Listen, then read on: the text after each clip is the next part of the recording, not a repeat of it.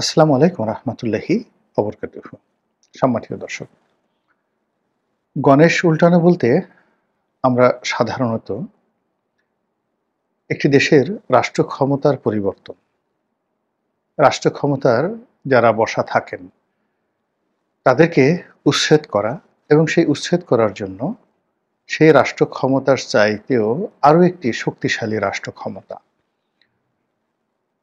যখন অ্যাক্টিভ হয় এবং সেই রাষ্ট্র ক্ষমতা থেকে তাদের অপছন্দের লোকদেরকে সরিয়ে দেওয়ার জন্য শক্তি প্রয়োগ করে, ছল বল কৌশল অবলম্বন করে এবং এর ফলে সরকার বা রাষ্ট্রের পতন হয়। এটাকে আমরা সাধারণত গণেশ উল্টানো বলি। গণেশ উল্টানোর সঙ্গে আপনারা জানেন যে গণেশ হিন্দুদের এক দেবতা এবং হিন্দুরা যাদেরকে ভগবান মনে করেন এমনই এক ভগবানের বডিগার্ড হিসেবে গণেশ নিয়োজিত ছিলেন। তো সেই ভগবানের সাথে দেখা করার জন্য বিখ্যাত যোদ্ধা, তিনিও একজন ভগবানের অবতার রূপে পৃথিবীতে এসেছিলেন। তো মানে তার মতো যোদ্ধা, তার মতো বীর এই পৃথিবীতে তৈরি হয়নি। অস্ত্রবিদ্যায় তিনি ছিলেন একেবারে পারঙ্গম এবং যাকে বলা হয় মহাভারতে এবং রামায়ণে এই বিষয়গুলো এত চমৎকারভাবে যাকে বলা হয় বর্ণনা করা হয়েছে। তো সেই যোদ্ধা, এই মুহূর্তে আমার নামটা মনে আসছে না, সেই যোদ্ধা যখন সেই ভগবানের সাথে দেখা করতে গেলেন তখন গণেশ বাধা দিলেন।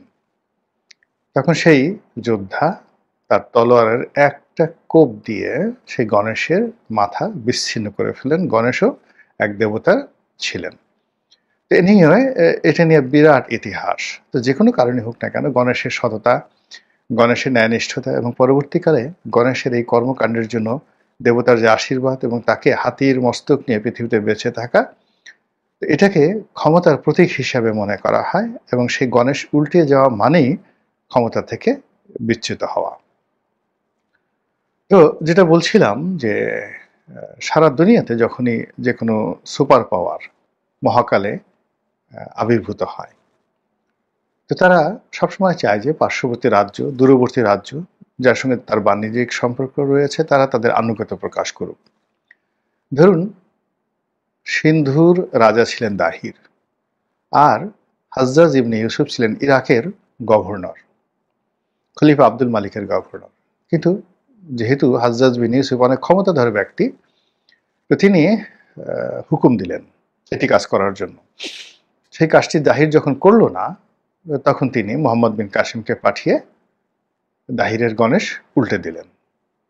একইভাবে মুঘল সম্রাট মোহাম্মদ শাহ, তো মোহাম্মদ শাহ কথা শুনলেন না আহমদ শাহ, মানে যাকে বলা হয় নাদির শাহের।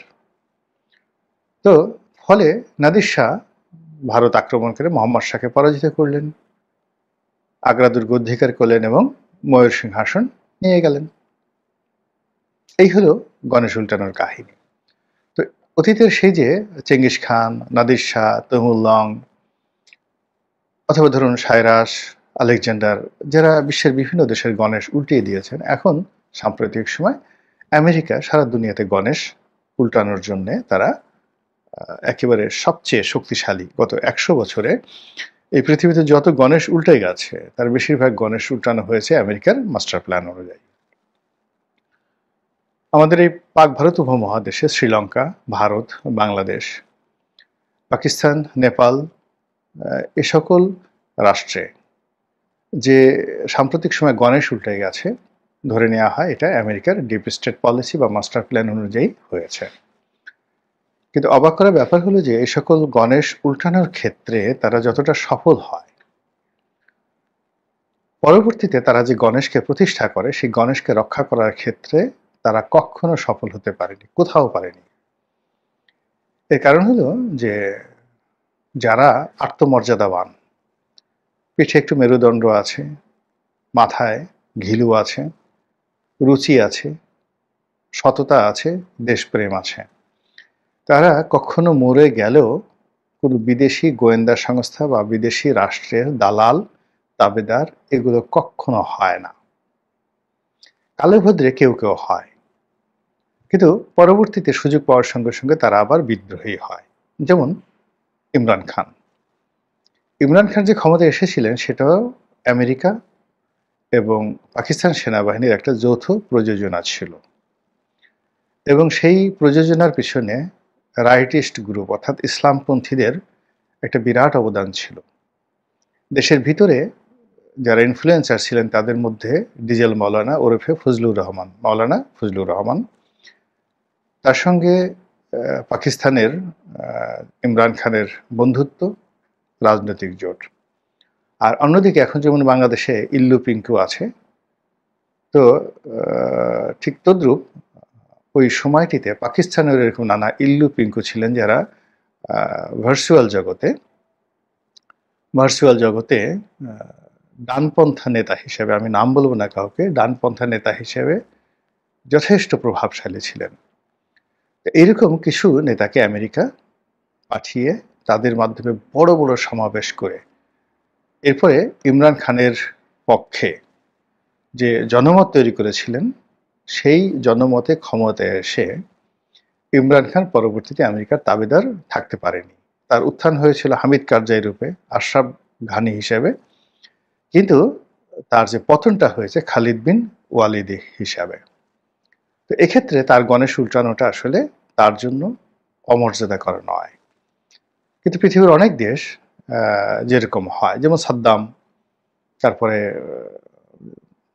যাকে বলা হয় লিবিয়ার মুয়াম্মার গাদ্দাফি, তাদের ক্ষমতা আরোহণটা ওরকম গাদ্দার হিসেবে তা হয়েছিল, কিন্তু ক্ষমতাচ্যুতিটা হয়েছিল বীর হিসেবে।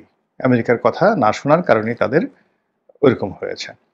তো এইভাবে প্রথমে তিনি মানে আমেরিকা যাদেরকে ক্ষমতায় বসায় এর একটা বিরাট অংশ অযোগ্য হয়। অযোগ্য হওয়ার পরে বেশিরভাগ ক্ষেত্রে তারা আবার জনরোষের কবলে পড়ে, যেভাবে হামিদ কারজাই বা যেভাবে আশরাফ ঘানিরা পড়েছেন এরকম। তারপর তারা ক্ষমতাচ্যুত হয় এবং আমেরিকাও সেখান থেকে তাদের যে এস্টাবলিশমেন্ট রয়েছে সেটা গুছিয়ে নিতে বা সেটা নিয়ে তারা পালাতে বাধ্য হয়। আফগানিস্তানে তারা যেভাবে প্লেনে করে পালিয়েছে, এটা সাম্প্রতিক সময় তাদের জন্য সবচেয়ে একটা বড় চপেটাঘাত। আবার ক্ষেত্র বিশেষে যেটা হয় সেটা হলো যে তারা খুব যোগ্য লোককে সিলেক্ট করে, কিন্তু তারা আবার স্বদেশ প্রেমে উদ্বুদ্ধ হয়ে যায়, যেভাবে ইমরান খান, পাকিস্তানের ইমরান খান। তো সেই ক্ষেত্রে যেটা হয় যে বিভিন্ন দেশে যেমন নেপালে, শ্রীলঙ্কাতে এখানে আমেরিকান পলিসি কাজ করেছে, কিন্তু পরবর্তীতে ওখানে আবার জনগণ এতটা শক্তিশালী, গণতন্ত্র এবং রাষ্ট্রীয় বিধি ব্যবস্থা এতটা শক্তিশালী যে আমেরিকার যারা তাবেদার তারা ঠিক মতো সেখানে পারফর্ম করতে পারেনি। আবার ধরুন এই যে আরাকান আর্মি মায়ানমারে, তারাও আমেরিকার মদদে যথেষ্ট বিজয় লাভ করেছে, কিন্তু এখন তারা আর পেরে উঠছে না।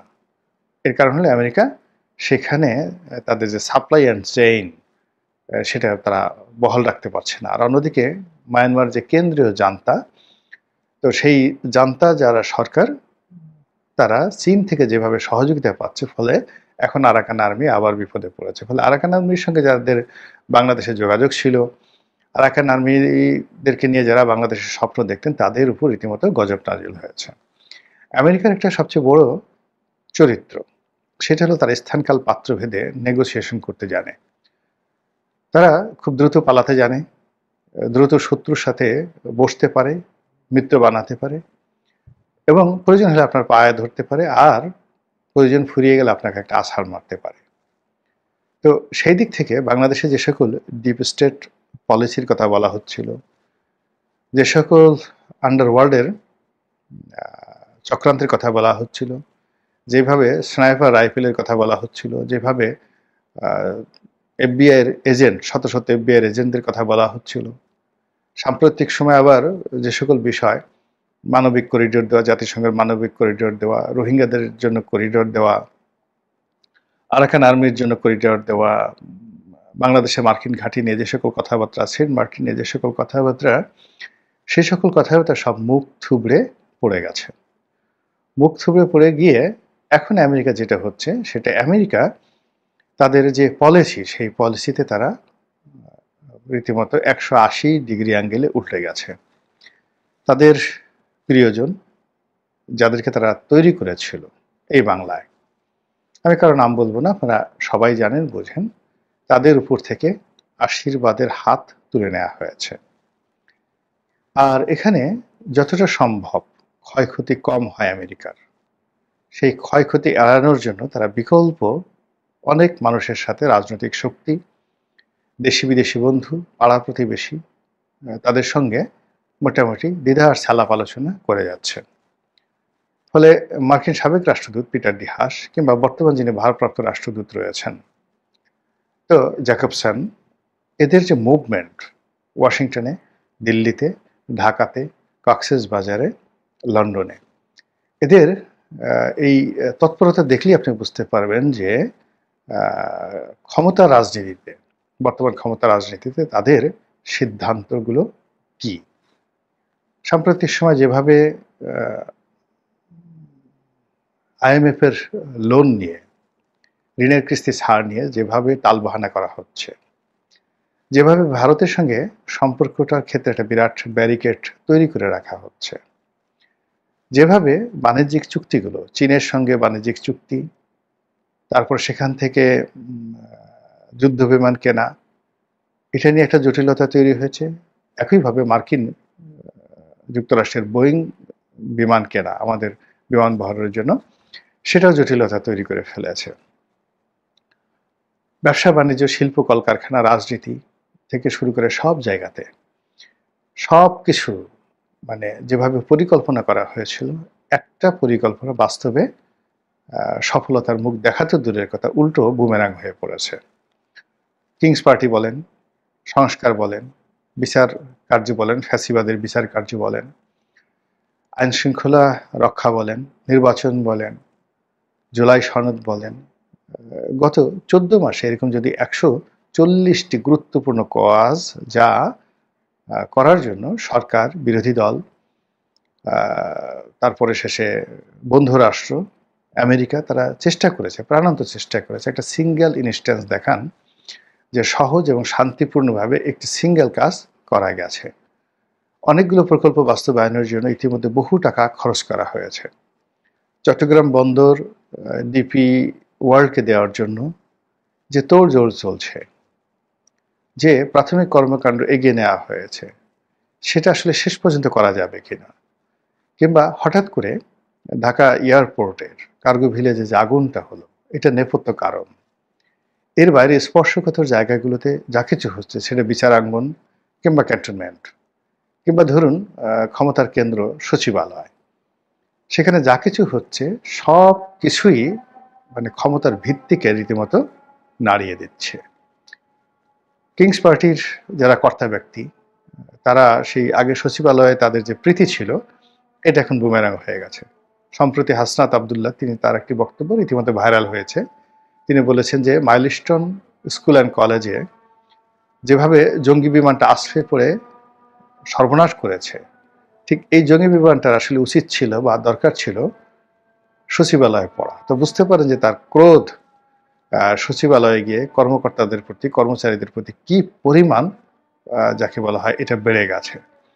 তো এই জিনিসগুলো সত্যিকার অর্থে ক্ষমতার ভারসাম্যর জন্য, রাজনীতির জন্য রীতিমতো সেই গণেশের মস্তকের মতো অবস্থা হয়ে গেছে। ও আমার মনে পড়েছে, গণেশের মস্তক যিনি ছিন্ন করেছিলেন তার নাম হলো পরশুরাম। আবার বলছি, তার নাম পরশুরাম। তো এই যে গণেশ উল্টানোর যে স্মৃতি, পরশুরামের যে বীরত্ব, এবং যার সাথে দেখা করার জন্য পরশুরাম গিয়েছিলেন, সেই দেবরাজ, তার অবস্থা এবং গণেশের অবস্থা, আর তার সঙ্গে সঙ্গে বর্তমান বাংলাদেশে যারা ক্ষমতার কেন্দ্রে আছেন তাদের অবস্থা যদি আপনি বিচার করেন, দেখবেন যে একটার সঙ্গে আর একটা মিলে গেছে। হয়তো একটা উপন্যাসের বা একটা ইতিহাসের কাহিনী, কিন্তু যে কোনো কারণে হোক বাংলাদেশের বর্তমান প্রেক্ষাপটের সাথে মিলে গেছে। মহান আল্লাহ আমাদের সবাইকে হেদায়েত দান করুন এবং হেফাজত করুন। আসসালামু আলাইকুম ওয়া রাহমাতুল্লাহি ওয়া বারাকাতুহু।